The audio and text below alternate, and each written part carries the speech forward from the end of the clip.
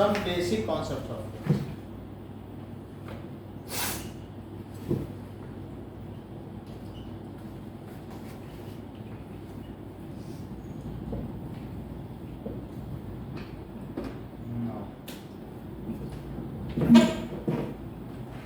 Chemistry is used in our day-to-day life. Every second or third object or article we use is chemical, like pen, copy, everything involves chemistry, knowledge of chemistry. Our cosmetics, shaving cream, toothpaste, toothbrush, or anything. Many of our clothings like rayon, polyester, these are made of chemicals. The house we live, multi-story flat, it utilizes cement and other concrete, which are chemistry. Otherwise, our life could not be better than animal. क्योंकि फिर इतने लोगों पे रहने के लिए जगह कहाँ हो अगर कंक्रीट नहीं होता. तो इस तरीके से हम देखते हैं कि केमिस्ट्री का role it is very much involve. Even in machineries, there is again comes the properties of alloys. Various elements are having different properties, and on basis of their properties, we make their homogeneous mixture to make alloy and utilizes as steel utensils. Many of our utensils like brass, steel, bronze, these are the basis of civilization. So even our civilization starts with the name of Bronze era, and such eras are there. So metallurgy and it is all are the part of chemistry. Even biochemistry, all the drugs and medicines we use are chemicals. Biochemical reactions within our body, we could not understand better if there is no chemistry. So medical science involves chemistry. Even the sample of earth in which urea is used, our soil is acidic or basic. On that basis, fertilizers are made. So crop production, because if there would not be much crop, then there would be not more to feed us. So in this way, chemistry comes again to help us. So increase the crop yield. So in every sphere of life, chemistry is involved, including from our hair oil to sleepers. So these all involves the chemical knowledge. That's why from 8th standards onwards, the importance of chemistry, there is always a competition of essays. So this topic is must, the importance of chemistry. Now, so again here question comes importance of chemistry in our first page. This elaborates all these things. The coolant we use, that is chlorofluorocarbons in our AC or any air conditioning system. It is chlorofluorocarbons. So this is again a chemistry. So chlorofluorocarbons, that means carbon is having the molecules of chlorine and fluorine. So this is only known as freon. That is coolant. There are various medicine like ciplatin, Taxol, azithromycin,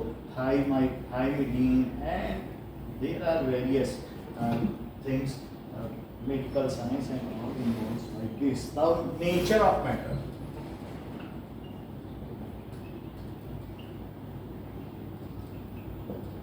Nature of matter, it is solid, liquid, gas. Solid, liquid, gas. Solid, it has definite arrangement of particles.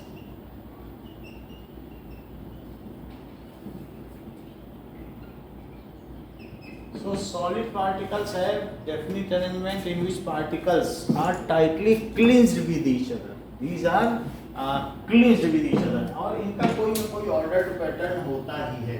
जैसे NaCl है तो sodium chloride है, तो इसका एक अपना definite pattern. तो ऐसे इसके पार्टिकल्स हैं जिसमें ग्रे कलर का सोडियम है, ग्रीन कलर का क्लोरीन है. तो एक डेफिनेट रॉक साल्ट स्ट्रक्चर है. इसका टेट्राहीड्रल या ऑक्टाहीड्रल स्ट्रक्चर कुछ ना कुछ है. तो that we will see in chemistry later on. So इसका एक स्ट्रक्चर हो गया. तो सॉलिड में एक डेफिनेट पैटर्न ऑफ एलिमेंट होता है in which particles are located at their lattice points, जहां पर वे हैं उन्हें क्या कहते हैं? इन विच पार्टिकल्स, तो पार्टिकल्स आर वाइब्रेटिंग, वो सिर्फ वाइब्रेट कर सकते हैं एट देयर लैटिस पॉइंट्स। तो अगर ये वहां पर करेंगे, लैटिस पॉइंट्स पर सिर्फ ऑसिलेट करेंगे, जैसे स्प्रिंग बॉल मॉडल होता है कि मान लीजिए जैसे ये है, तो इसमें स्प्रिंग बॉल मॉडल है, तो ये दिखाया गया है आपकी फिजिक्स की, जिसके पास सेकंड पार्ट की बुक हो, तो यहाँ पे स्प्रिंग है, तो ऐसे ऐसे बिल्कुल ऐसे ऐसे हैं। तो जैसे हमारे पास फिजिक्स की आपकी सेकंड बुक में आपको दिखा देता हूँ कि इसमें ये बात दिखाई गई है कि ये इस सॉलिड का जो अरेंजमेंट है वो किस तरीके से है, वो इस तरीके से,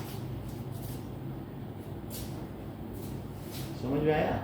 तो स्प्रिंग में जैसे बॉल लगी हो, उसको हिला दो, तो क्या पार्टिकल्स अपने में वाइब्रेट करते रहेंगे?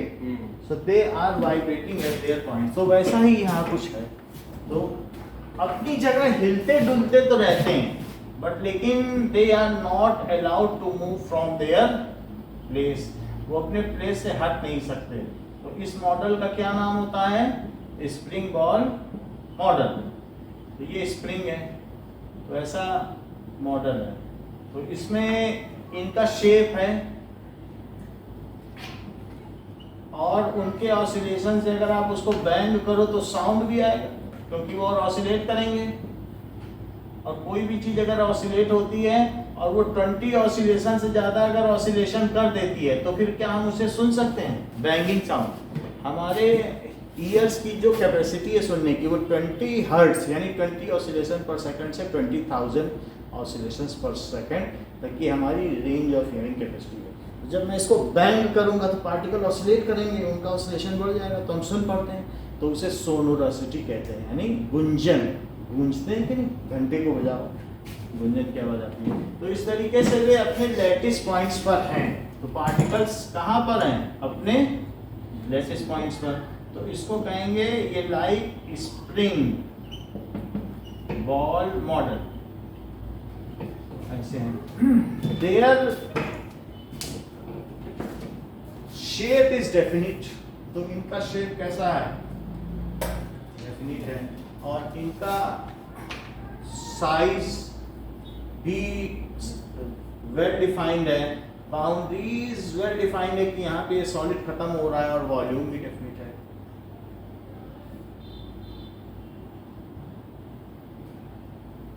ये सारी प्रॉपर्टी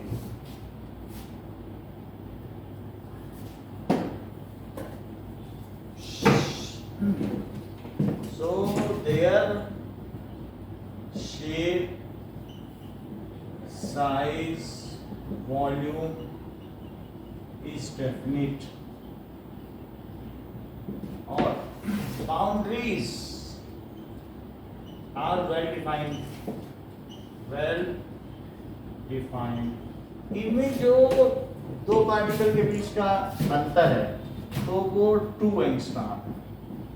2 एंगस्ट्रॉम का मतलब इनके बीच की स्पेसिंग इतनी है, इसको कहते हैं आर्मस्ट्रॉन्ग, ये एक साइंटिस्ट के नाम पर है। तो 2 एंगस्ट्रॉम। जबकि ये जो गैस है, क्या आप कल्पना कर सकते हो इनमें दो पार्टिकल के बीच की स्पेसिंग कितनी होगी? तो इसमें स्पेसिंग 20 एंगस्ट्रॉम, सिर्फ 10 गुना ज्यादा है, बहुत ज्यादा नहीं है। तो इनसे इनके बीच की स्पेसिंग कितनी है? और जब ये 2 एंगस्ट्रॉम है और 2.5 एंगस्ट्रॉम कर दो तो बस वो लिक्विड बन जाता है, उतना ही फर्क। तो 2 एंगस्ट्रॉम है, so their boundaries are well defined. अब इसके अलावा चूंकि ये मूव नहीं कर सकते इसके पार्टिकल्स, इसलिए देयर इंटरमॉलिक्यूलर स्पेस कैसा है?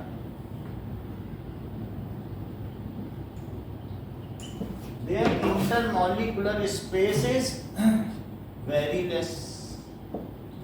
तो अगर very less है तो हमने आपको बताया कि जब ये पास आ गए, कितना पास आ गए, 2 एंगस्ट्रॉम, तो 2 एंगस्ट्रॉम हो गई इंटरमॉलिक्यूलर स्पेस। सो उनमें अट्रैक्शन बढ़ जाएगा, जितने पास होंगे तो अट्रैक्शन ज्यादा होगा, दूर जाने पर अट्रैक्शन नहीं होता। सो इंटरमॉलिक्यूलर फोर्स ऑफ अट्रैक्शन कैसा है बताइए? मॉलिक्यूलर फोर्स ऑफ अट्रैक्शन, देखो ऐसा जरूरी नहीं है कि मैं इंटरमॉलिक्यूलर ही लिखूं, क्योंकि यहां पर एक Na+ है और एक क्या है Cl और फिर एक Cl- और फिर एक Na+। और कभी कभी क्या होता है मॉलिक्यूल भी होते हैं और कभी कभी उस जगह एटम भी होते हैं। जैसे सोडियम के केस में सिर्फ सोडियम के कैटायन, तो सोडियम कैटायन अपनी अपनी जगह पे है और उसने अपने इलेक्ट्रॉन को क्या कर दिया है, बोला कि कोई नहीं लेगा तब भी हम छोड़ देंगे। क्यों छोड़ देंगे? क्योंकि ये 281 है तो उसको तो अपना इलेक्ट्रॉन सोडियम को छोड़ना ही है, क्योंकि 11 होती है ना उसकी वैलेंसी, सोडियम की 11 होती है कि नहीं वैलेंसी। तो वो क्या कहता है कि भाई कोई नहीं ले रहा, कोई बात नहीं, सोडियम को मैं अपने इलेक्ट्रॉन को छोड़ देता हूँ। सोडियम तो रबर की तरह इजीली काटा जा सकता है, इतना सॉफ्ट मेटल है और 100 डिग्री सेल्सियस उसका मेल्टिंग पॉइंट है। अब ये जो इलेक्ट्रॉन इसने छोड़ दिए हैं ये इसके चारों ओर ऐसे घूमते रहते हैं और वो सोडियम को बांधे रखते हैं। तो इस तरीके से जो मेटल्स हैं उनको सी इलेक्ट्रॉन सी मॉडल, इस मॉडल को क्या कहते हैं? Electron sea model. ऐसा लगता है कि लैटिस पॉइंट्स पर कौन है बताइए? क्या कैटायंस हैं एट लैटिस पॉइंट्स एंड, और ये जो इलेक्ट्रॉन घूम घूम करके इनको बॉन्ड कर रहे हैं तो ये मेटालिक बॉन्डिंग है। एक तरीके की कैसी बॉन्डिंग है? क्योंकि कैटायन को भाग भी नहीं दे रहे हैं, कैटायन के बीच में रिपल्सन होना चाहिए लेकिन इलेक्ट्रॉन बीच बीच में है। जैसे मियाँ बीवी के बीच बच्चा बैठा हो तो वो दोनों उसी पर अट्रैक्टेड रहेंगे, क्या वो दोनों भाग पाएंगे? तो इस इलेक्ट्रॉन पे ये भी अट्रैक्टेड है, ये भी अट्रैक्टेड है, तो भाग पाएगा? तो इस तरीके से जब वो रोटेट करते रहते हैं, इलेक्ट्रॉन्स फ्री हैं, these are free electrons, these are not bonded electrons. तो जब आपने मेटल को मारा तो वो सोडियम का टुकड़ा उधर हुआ लेकिन उसके चारों ओर भी इलेक्ट्रॉन घूमने लगा, यही तो इसकी मेलिएबिलिटी है। मान लो आपने सोडियम एक अलग से पीट कर इसको बीटन इनटू शीट्स है तो ये इलेक्ट्रॉन यहाँ ही नहीं रहेगा, इसके चारों ओर भी घूमेगा। ये फ्रेजाइल थोड़ी ना कि टूट के अलग हो जाए। तो इस तरीके से चाहे ये हो, तो मेरा ये कहने का मतलब है यहाँ ये लिखना ज्यादा अच्छा नहीं कि intermolecular force of attraction, inter particle force of attraction भी चलेगा, क्योंकि कहीं कहीं पर ये आयंस होते हैं, कहीं कहीं कैटायंस होते हैं और कहीं कहीं एटम्स होते हैं। तो कहीं आपके मन में ये बात ना आ जाए नहीं इसमें तो जो सॉलिड है उसमें मॉलिक्यूल ही है, क्योंकि मेटल में कैटायन है और जो साल्ट के क्रिस्टल हैं उसमें कैटायन और एनायन है अल्टरनेटली। और जो इसके अलावा जैसे अगर हीलियम को सॉलिफाइड कर दिया तो उसके लेटिस पॉइंट पे हीलियम एटम है। तो ये लिखना ज़्यादा बेहतर रहेगा कि inter particular force of attraction. समझ में आ गई बात कि नहीं? तो मॉलिक्यूल हर जगह तो नहीं है, 9th में खैर हमने ऐसे सीख लिया, लेकिन आगे चलने पे हमें इसका डिस्क्रिमिनेशन चाहिए। तो अभी क्या लिख सकते हैं बताइए? Inter particle force of attraction, here cations are there, तो ये लेटिस पॉइंट है, तो force of attraction is high. और काइनेटिक एनर्जी कैसा होगा? इज लोवेस्ट, क्योंकि इसके पार्टिकल क्या फ्रीली मूव कर सकते हैं? बताइए। इट कैन नॉट डिफ्यूज, ये जहां रखा है ये जिंदगी भर ऐसा रहेगा, ये नहीं कि ये मेज इससे मिल जाए या थोड़ा इंटरमिक्सिंग हो जाए, ऐसा कुछ नहीं होगा। पेन और पेंसिल रखी रहेगी तो पेन अलग है पेंसिल अलग है। So it can not diffuse, ये डिफ्यूज नहीं कर सकता। That is spontaneous intermixing of particle is called diffusion. Ink डाल दिया पानी में तो इंक पानी में घुल गई अपने आप, इसको डिफ्यूजन कहेंगे। लेकिन ऐसा सॉलिड में तो नहीं हो सकता है कि आटा चावल मिला दिया तो आपस में मिल भी जाएंगे, ऐसा नहीं हो सकता है। सो ये डिफ्यूज नहीं कर सकता, काइनेटिक एनर्जी इसमें लोवेस्ट है। ये सारी बातें हम लोगों को सॉलिड में पता चलेगी। हाँ देखो, जब हम सॉलिड को हीट करेंगे तो क्या होगा? ये तो सॉलिड समझ में आ गया। When solid is heated,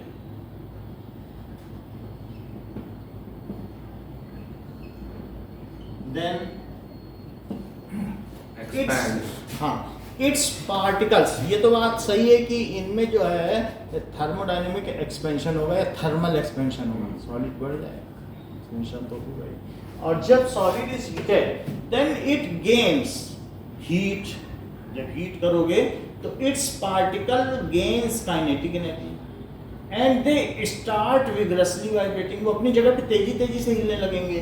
then particles attain kinetic energy and start vibrating vigorously, बड़ी तेजी से करेंगे। और कभी कभी वो पास आएंगे, कभी कभी दूर जाएंगे।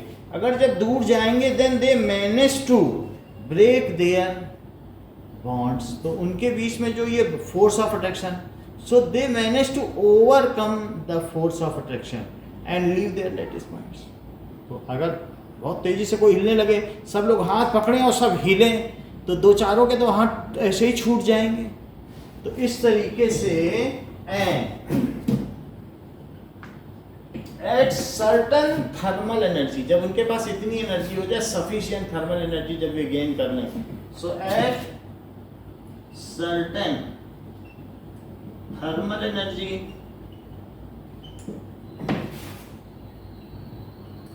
they overcome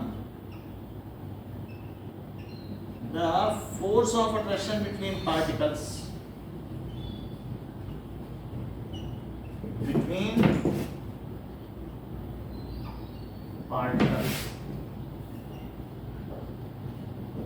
and starts moving freely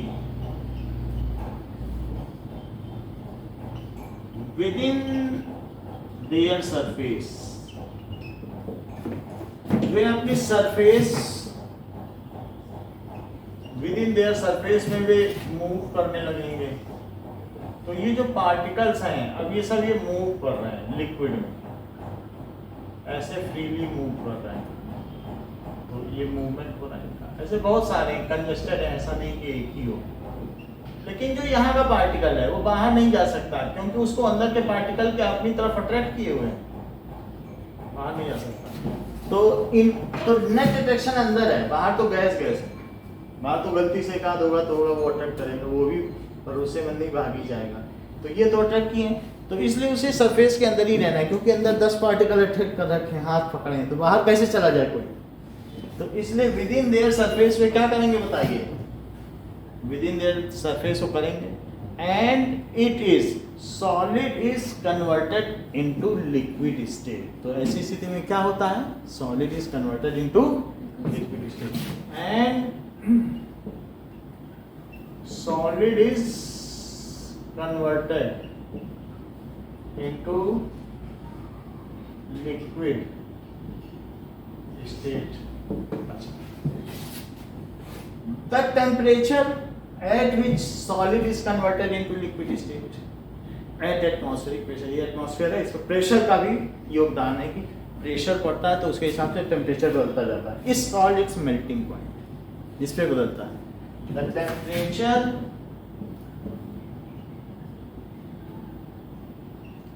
at which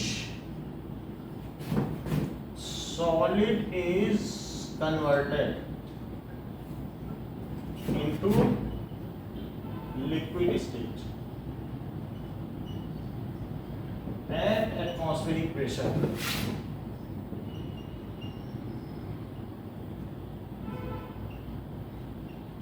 is called its melting point। जिस पर सॉलिड लिक्विड में बदले तो मेल्टिंग पॉइंट कहलाएगा।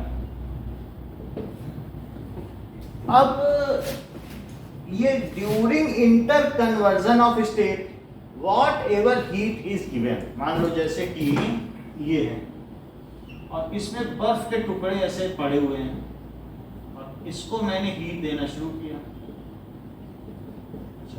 थोड़ी देर बाद 10 मिनट बाद देखा ये पानी बन गया है और इसमें ये बर्फ का एक टुकड़ा बचा, सब पानी बन गया।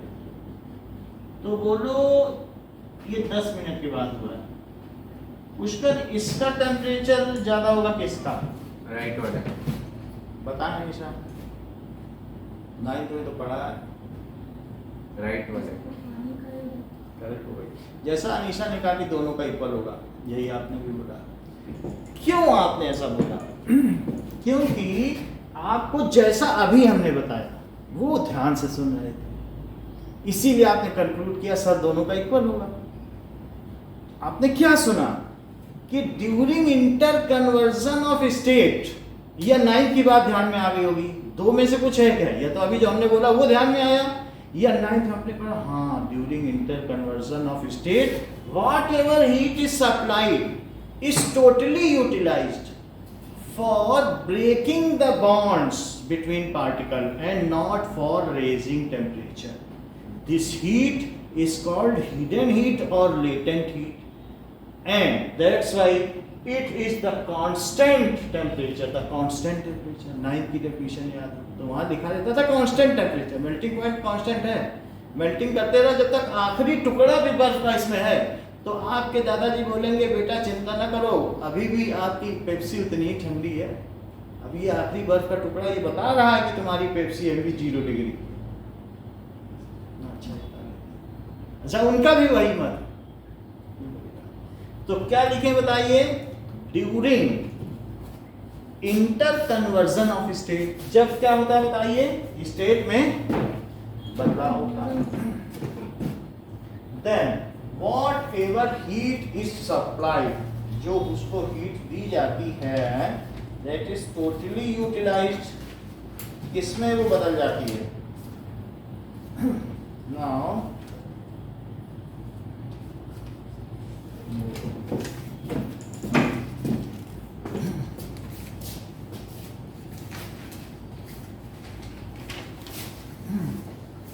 so लिखो जो आपको during inter conversion of state, जो भी डेफिनेशन आपको मैं बताता जा रहा हूं ध्यान रखिएगा।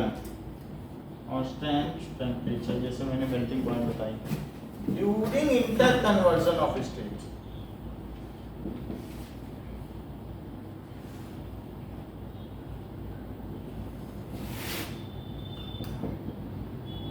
What ever heat is supplied is totally utilized in breaking या overcoming the intermolecular force of attraction, intermolecular force of attraction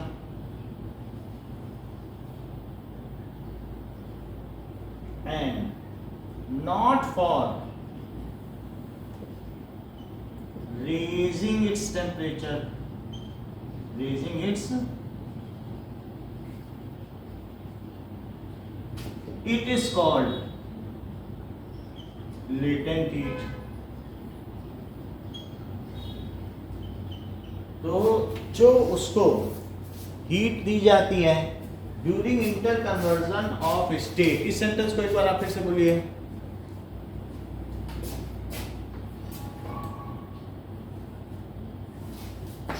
शर्माने से नहीं चलेगा, बोलो।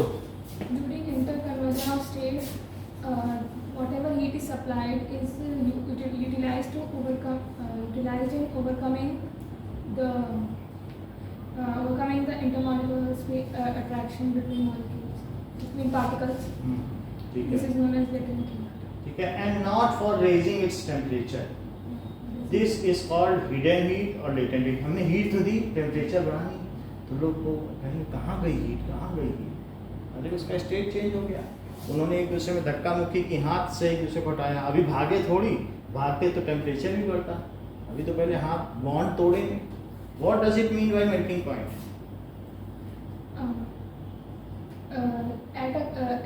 At a constant temperature, if there is a change in the state of a particle, it is known as melting.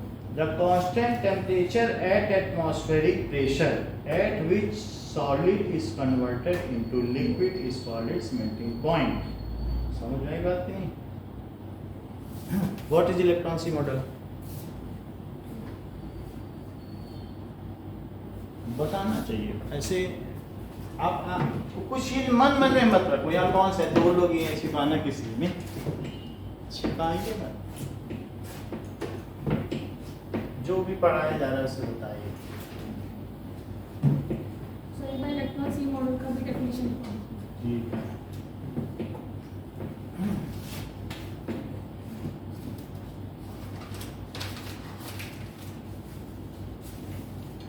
Now, what is latent heat of fusion? Fusion को melting कहते हैं।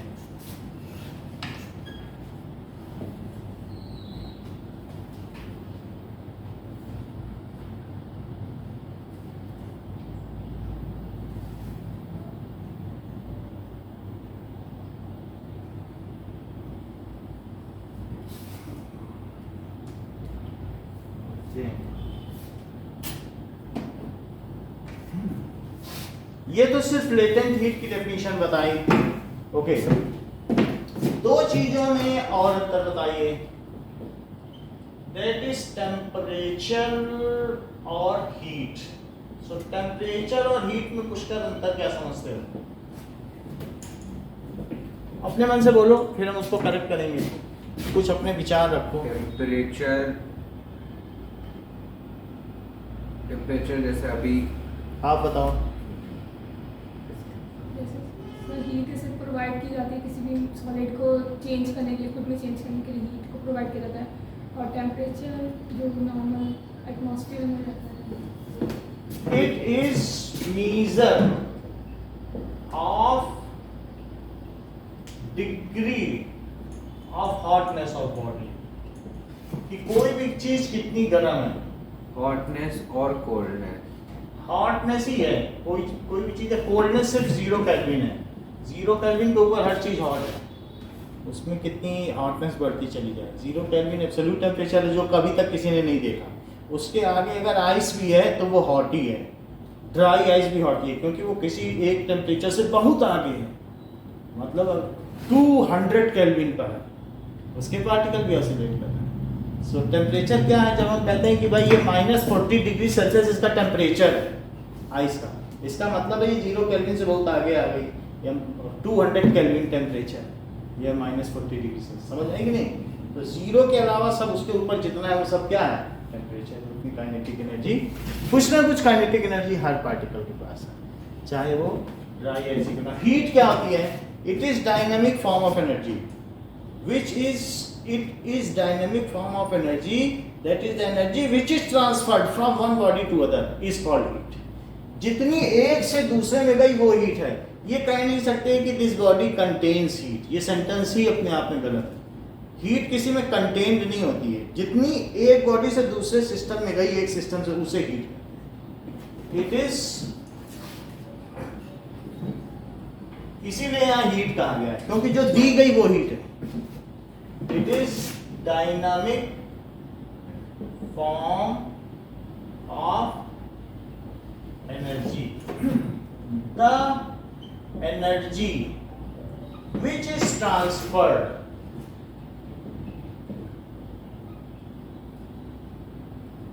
from one body to other, from one body to other, due to temperature difference,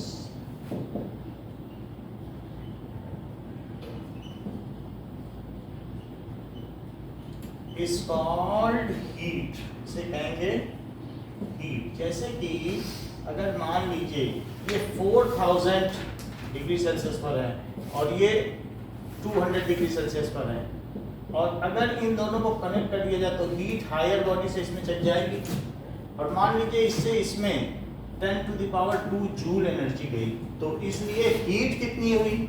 heat transfer is 10⁻² joule. So it moves spontaneously from जो भी higher temperature to lower temperature. इसका flow कहाँ से कहाँ होता है? इफ टेम्परेचर डिफरेंस की वजह से जो ट्रांसफर हो उसे हीट कहते हैं। एंड स्पॉन्टेनियस मूवमेंट क्या होता है? सो ये फर्स्ट सिस्टम है, ये सेकंड सिस्टम है। So heat transferred from one system to other system is 100 joule. ये 100 जूल एनर्जी ट्रांसफर. अब जरा देखिए, इसको Q से डिनोट करते हैं और इसको किससे? इसकी और यूनिट भी हो सकती है, कैलोरी भी हो सकती है. लेटेंट हीट ऑफ फ्यूजन क्या होता है? तो हम लोग ये बात जानते हैं कि जैसे सॉलिड है और लिक्विड और ये गैस, तो इससे इसमें कन्वर्जन हो सकता है और फिर इससे भी इसमें हो सकता है. तो सॉलिड से लिक्विड बना तो उसको फ्यूजन कहेंगे क्या, या मेल्टिंग भी कह सकते हैं. सॉलिड से लिक्विड और लिक्विड से गैस बना तो वेपराइजेशन. वेपराइजेशन कितने तरीके का होता है बताइए?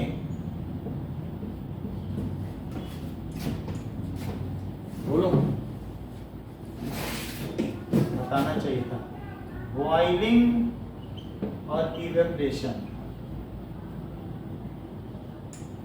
जो बल्क में वेपराइजेशन उसे बॉइलिंग कहते हैं, और जो सरफेस से हो, जैसे आप पानी छोड़ दिया और उड़ गया, 100 डिग्री नहीं था तब भी उड़ गया, तो जो सरफेस से हो, क्योंकि सरफेस के पार्टिकल को कुछ पार्टिकल घेरे रखे हैं और अंदर वाले तो बिल्कुल फंसे हैं, उनको तो बीसियों घेर रखे हैं, इसको तो 6 घेर रखा है. तो अंदर वाला भाग नहीं पाएगा, दरवाजा खोला जाए, पीछे वाला भाग लेगा. तो सरफेस के भाग लिए कि नहीं, और बीच वाले फंसे रह गए. तो इसलिए surficial vaporisation is called evaporation, bulk vaporization is called boiling. बोलो, बात समझ में आ गई? जो भी हो, लेकिन फिर भी लिक्विड का किसी भी तरीके से गैस में बदल जाना क्या कहलाता है? वेपराइजेशन. और इसी तरीके से सॉलिड का गैस में बदलना, दैट इज कॉल्ड सब्लिमेशन. अब लिक्विड से अगर सॉलिड बने तो क्या होगा बताइए? फ्रीजिंग या सॉलिडिफिकेशन. फ्रीजिंग या दूसरा नाम क्या है? सॉलिडिफिकेशन. अच्छा, ये बताओ, गैस से लिक्विड बने तो कंडेंसेशन, और गैस से सॉलिड बने डिपोजिशन. समझ में आने का? तो इस तरीके से हमने देखा कि ये it is the chart for inter conversion of state. ये क्या है? Inter conversion of states. जैसा कि आपकी भी है.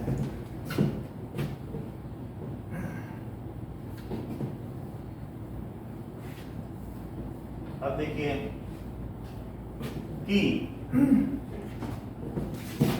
सॉलिड से लिक्विड बना और लिक्विड से गैस बन गई. तो अगर सॉलिड को हीट किया जाए तो लिक्विड बनेगा. और अभी देखा आपने कि नहीं, मैं कैसे हीट कर रहा था तो उसके पार्टिकल ने इंटरमॉलिक्यूलर फोर्स छोड़कर लिक्विड बन गए थे कि नहीं? अभी दिखाया कि नहीं? और भी अगर गर्म करो तो वो सरफेस के भी अट्रैक्शन फोर्स को छोड़ के वो निकलने लग जाएंगे. और गर्म करो तो अंदर वाले भी कहेंगे हम ही नहीं रहना, और अंदर से बबल निकलेंगे. पानी को गर्म होते देखा है, बॉयल होते बबूले निकलते हैं, डुक डुक डुक डुक, अंदर से वेपराइजेशन. तो जब वही बल्क में होने लगे, बल्क वेपराइजेशन, तो समझ जाना कि अब ये कांस्टेंट टेम्परेचर पर हो रहा है. उबलता पानी आधे घंटे तक उबले तब भी हाथ डालोगे उतना ही जलोगे. क्यों? क्योंकि during interconversion of state at boiling point whatever heat is supplied is totally utilized for vaporization या overcoming the force of attraction and not for raising temperature. This is called latent heat of vaporization. बोलो, बात समझ में आई? अब जरा देखो, हम इसको लिख लेंगे. तो जब हम इसको हीट कर रहे हैं तो क्या चीज बढ़ रही है बताइए? Thermal energy. और अगर इसको कूल करें तो क्या होगा बताओ? तो इधर की ओर क्या चीज बढ़ता है?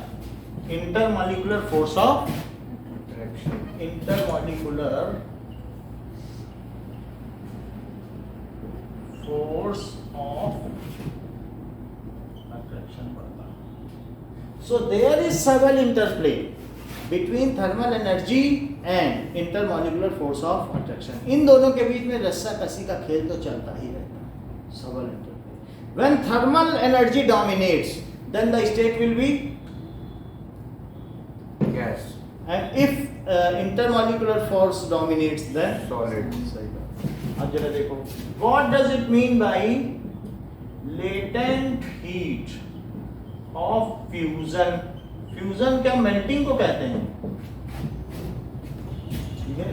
So latent heat of fusion 9th में भी थी, उसको रिकैपिटुलेट करो.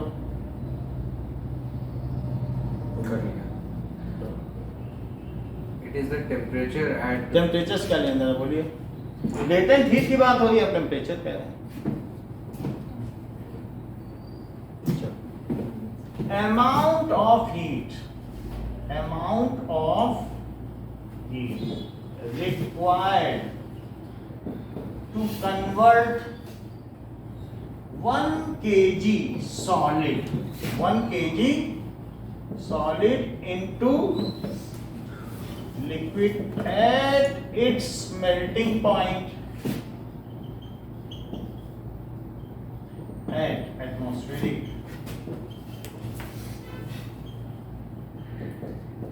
pressure. यानी खुले में अगर मैं उसको कितनी हीट दूं जिससे कि वो किस में बदल जाए, इस चीज में बदल जाए, तो उसको क्या कहेंगे? Latent heat of fusion. कितनी हीट चाहिए उसको बदलने के लिए? तो एक किलो बर्फ लो और उसको हीट दो, देखो कितनी हीट देने पे पूरी पिघल जाए. मेल्टिंग पॉइंट 0 ही रहे, जब अंतिम टुकड़ा बर्फ का पिघले हटा लो हीट, देखो कितनी हीट. तो जितनी हीट दी जाए पूरी 1 किलो बर्फ को 1 किलो 0 डिग्री के पानी में बदलने में, वाटर का टेम्परेचर ना बढ़े, मेल्टिंग पॉइंट पे है ना. तो इंटर कन्वर्जन ऑफ स्टेट में जब तक दोनों एक साथ है, बर्फ और पानी, तब तक टेम्परेचर बदलने की हिम्मत नहीं है, बदलेगा नहीं, क्योंकि वो लेटेंट हीट का काम होगा. Inter conversion of state is the state of constant temperature.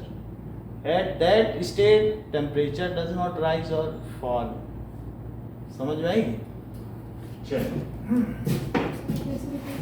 हाँ, यानी इंटर कन्वर्जन ऑफ स्टेट, जब पदार्थ की अवस्थाएं बदलती हैं तो तापमान नहीं बदलता. उस समय जो हीट ली या दी जाती है, जो ऊष्मा ली या दी जाती है, वो सिर्फ पदार्थ की अवस्था बदलने में गुप्त ऊष्मा के रूप में ही प्रयुक्त होता है. During inter conversion of state, temperature remains constant at whatever heat is supplied or extracted is totally utilized as latent heat. वो सिर्फ उसकी जो स्टेट है उसी को चेंज करता है, ना कि उसके टेम्परेचर को बदलता है. ठीक है, जब दोनों हो तो during inter conversion of state, whatever heat is supplied, supply भी कर सकते हो या एक्सट्रैक्ट कर सकते हो. एक्सट्रैक्ट करोगे तो बर्फ बन जाएगा पानी से. इज, ठीक है, is utilized for transformation of state.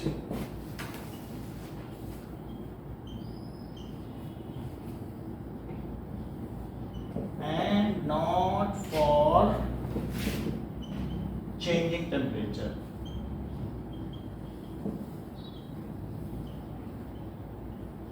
तो बोलो सॉलिड स्टेट समझ में आ गई. इलेक्ट्रॉन की मॉडल क्या होता है?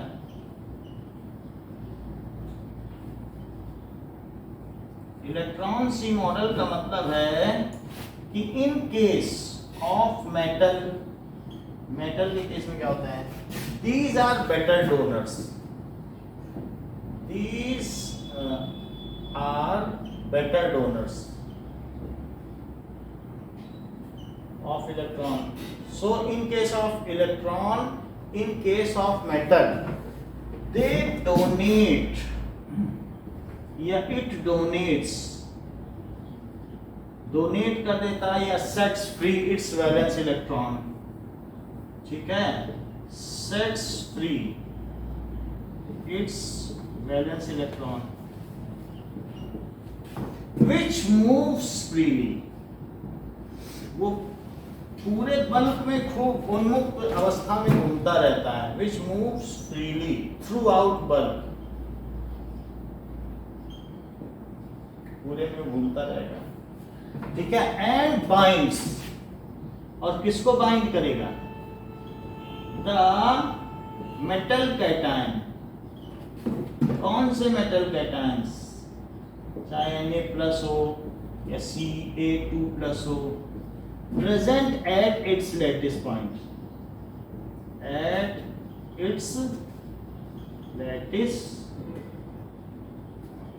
तो यही काम करता है कि नहीं मेटल बॉन्ड, वो फ्रीली घूमता रहता है और उनको बांधने लगता है। अब देखो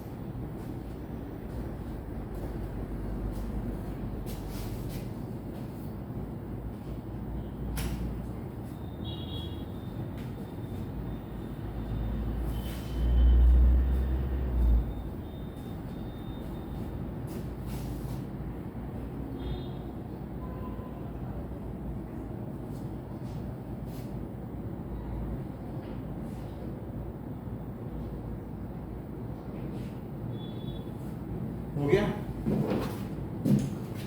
तो जो आज और कल पढ़ा है उसका आपका कल 9 बजे टेस्ट होगा, संडे 9 बजे टेस्ट होगा।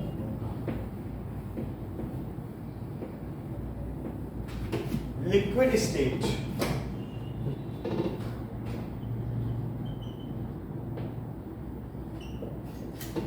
ठीक है, इन दिस स्टेट पार्टिकल्स, जैसे बुक में बना भी हुआ है कि अंदर फ्रीली मूव कर रहे हैं, so particles move freely within their surface. These particles do not have any definite arrangement.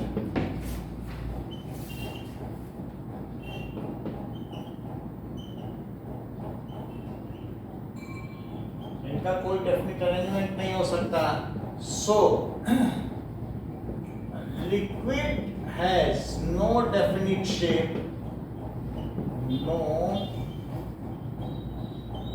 shape, but definite volume. On one hand, solid is incompressible. Solid incompressible होता है, उसे उसका वॉल्यूम कम नहीं किया जा सकता. एंड रिजिड, यानी उस पर फोर्स अप्लाई करो तो शेप नहीं चेंज किया जा सकता. रिजिड का क्या मतलब होता है कि shape can not be changed, can not be changed on applying force. तो उसका फोर्स लगाओ और लेकिन पेन छोटा ना हो जाए, छोटा नहीं होता. और ये इनकम्प्रेसिबल का मतलब क्या है? Volume can not be reduced. Solid में वॉल्यूम ही नहीं रिड्यूस किया जा सकता है. Volume can not be reduced by applying pressure. अगर चारों तरफ से प्रेशर अप्लाई कर दो तो इसका वॉल्यूम ही नहीं कम होता सॉलिड में.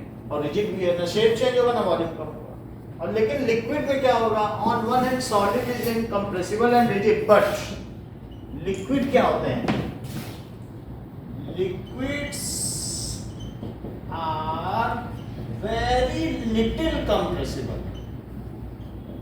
मतलब अगर 1 लीटर दूध को दबाओगे तो समझिए कि वो 999.99 ml हो जाएगा, 0.01 ml कम होगा. Very little compressible. अगर आपको ऐसा लिखना नहीं ठीक लग रहा है तो लिखो nearly incompressible.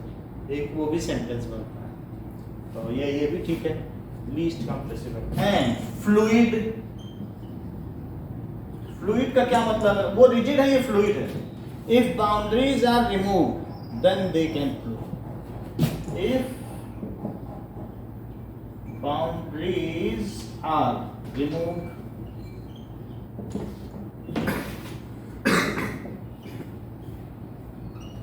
then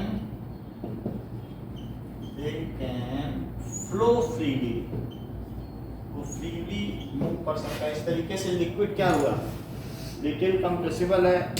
They have more kinetic energy, more thermal energy. सब चीजें इनमें ज्यादा ही होती हैं. More intermolecular space than solid. और इनमें डिफ्यूजन होता है. Diffusion is possible.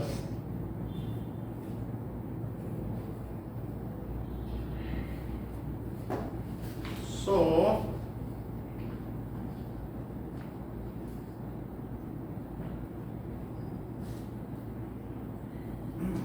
अब जरा देखो, में इट कैन डिफ्यूज. फ्लूइडिटी भी है और इट कैन डिफ्यूज हो सकता है.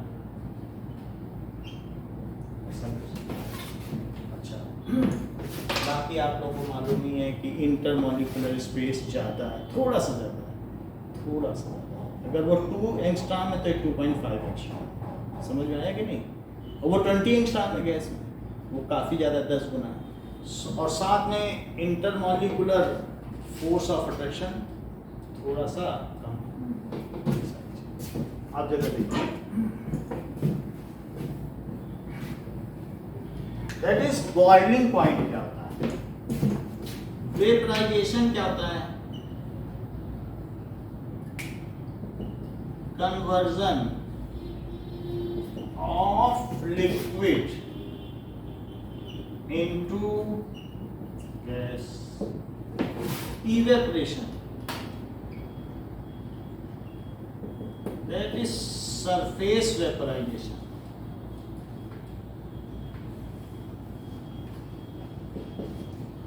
Boiling, that is bulk vaporization. Vaporization के दो अलग अलग प्रकार. Now boiling point, Pushkar boiling point बताओ.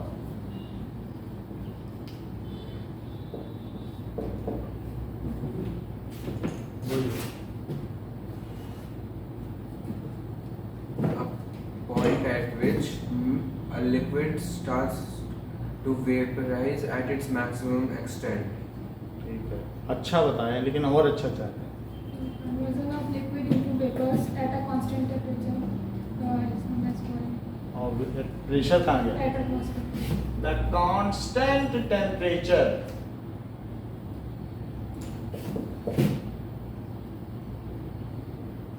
at atmospheric pressure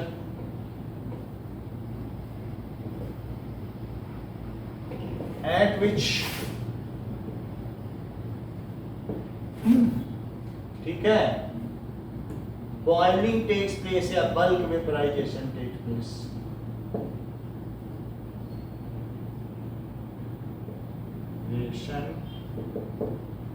Takes place is called boiling point. For example, boiling point of water is 100 degrees Celsius or 373 Kelvin. ये हो सकता है. और melting point 0 डिग्री सेल्सियस या 273 केल्विन हो सकता है. Now, latent heat of vaporization क्या है? Anisha. Amount of heat supplied to 1 liter of liquid to convert into gaseous state at atmospheric pressure. ठीक है. Amount of heat required to convert 1 kg liquid into gas at its boiling point. Boiling point ना लिखना चाहो तो constant temperature ही हो सकता है, at atmospheric pressure. 1 kilo पानी लो, तब तक उबालते रहो जब तक आखिरी कतरा पानी का उड़ न जाए. उसमें जितनी घंटों लग जाएंगे. So at atmospheric pressure is called latent heat. Latent heat का मतलब होता है hidden heat, क्योंकि वो टेम्परेचर नहीं बढ़ाती है. और हिंदी में इसे कहते हैं गुप्त ऊष्मा, क्योंकि एक ऐसी ऊष्मा है. तो it is called latent heat of vaporization. Now 54 kilo joule energy लगती है ऐसा करने में. तो आगे देखिए. So when liquid is heated, what happened when liquid is heated? Question पूछा जा रहा है, what happens when liquid is heated? When liquid is heated,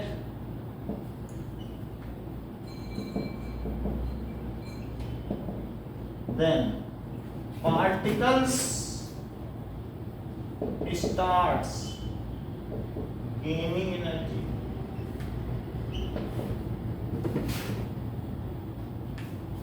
and rises to top at surface. क्योंकि सरफेस के पार्टिकल के पास सबसे ज्यादा एनर्जी होती है. मालूम है क्यों? क्योंकि जो कम से कम बॉन्ड से जुड़ा है, बॉन्ड बनाने में एनर्जी रिलीज होती है और बॉन्ड तोड़ने में क्या होता है, कि आप दोगे हीट तब तो टूटेगा बॉन्ड। अगर मैं इसको खूब हीट दूँ तो सब टूट जाए, तब ज़्यादा एनर्जी, और बॉन्ड बनते समय ये रिलीज करेंगे। इस पेन को छोड़ दो, अर्थ के साथ गिर के बॉन्ड बना लेगा तो हीट रिलीज ही करेगा साउंड उसके चक्कर में। तो इस पार्टिकल ने कुछ लोगों के साथ बॉन्ड बनाया, तो इसके पास सबसे ज़्यादा एनर्जी है, और इन पार्टिकल से ज़्यादा लोगों के साथ बॉन्ड बनाया, तो बॉन्ड बनाने में एनर्जी रिलीज होती है कि नहीं। तो जब मैं इसको हीट कर रहा हूँ तो जिनके पास एनर्जी आती जा रही है वो कहाँ राइज करते जा रहे हैं बताओ, ऊपर। इसको कहते हैं convection.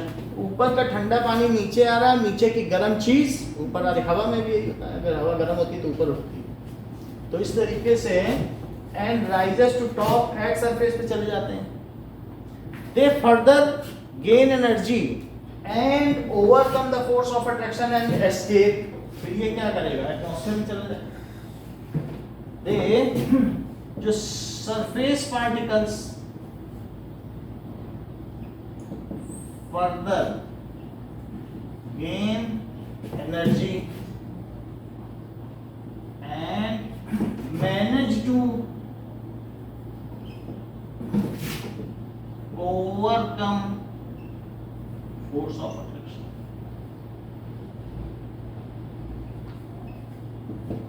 And force of attraction को तोड़ देते हैं and leave their surface, their surface, surface को लीव कर देते हैं and converted into vapour.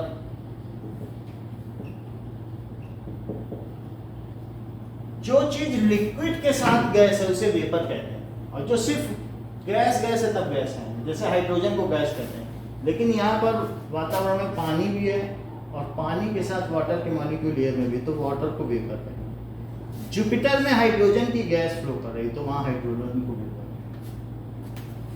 So converted into vapour, this surficial vaporisation is called evaporation, क्योंकि सरफेस के ऊपर है। तो क्या होगा, this surficial vaporisation is called, इसे क्या कहेंगे, evaporation. It happens below boiling point, it happens below boiling. If we continue to heat further, अभी भी इसे गर्म करना जारी रखें तो क्या होगा,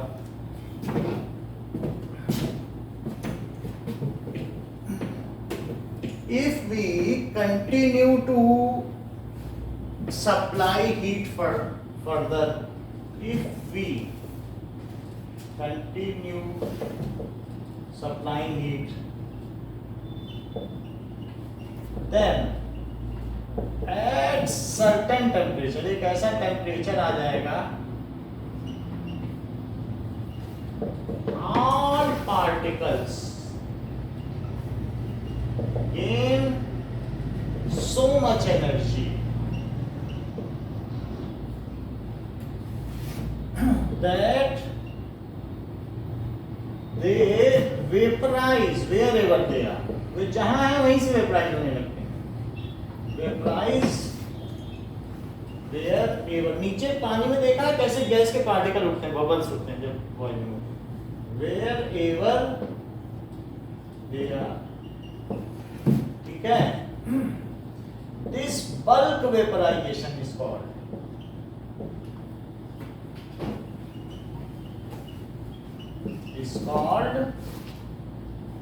boiling. During boiling temperature does not rise. गर्म पानी और उबलते पानी में 10 मिनट बाद भी हाथ डालोगे जलोगे तो नहीं, क्योंकि उस समय जो उसे हीट दी जा रही है वो पार्टिकल तो भागते जा रहे हैं। जिसको लड्डू मिला 26 जनवरी को भाग गया, वो रुकेगा वहां पे क्या। So it is during boiling temperature does not rise. Okay, now temperature, heat,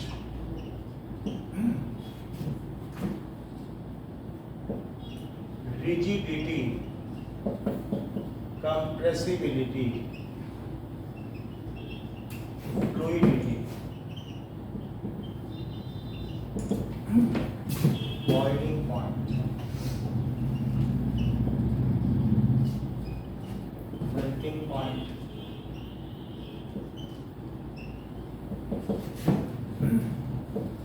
latent heat,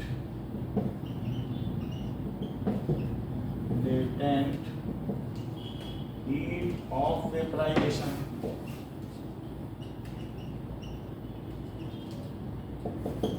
latent heat of fusion. इसको डिफाइन करो.